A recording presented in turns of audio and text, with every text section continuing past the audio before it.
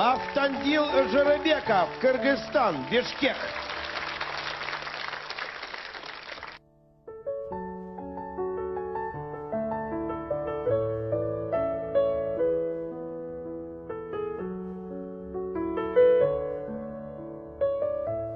Аварийный кыйын деп кат жазып 2015 жылы акча бөлүнөт, 3 миллион сом бөлүнөт. Ушу начальный деп тендерди Ак Бата деген утуп алыптыр.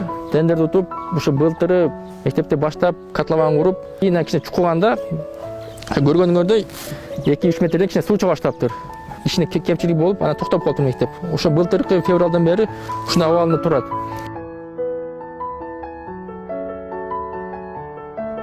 Они тут хотели дом построить, не знаю, 12-этажный, и они хотели вот этот наш трансформатор общий, который тоже стоит, перенести вглубь наших домов. Вы выиграли по позиции, что этот земельный участок был предназначен под детский сад? Да. То, что выиграли, то, что будет детский сад, и нет только то, что... И другие документы, то, что земля, как сказать, не было у них разрешения от Горводоканала, Горгаза, от сейсмоинститутов и от Госрегистра.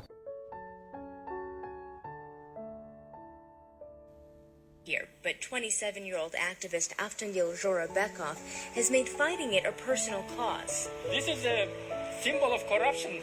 Symbol of corruption. In Kyrgyzstan's capital Bishkek, Jurabekov points out a cluster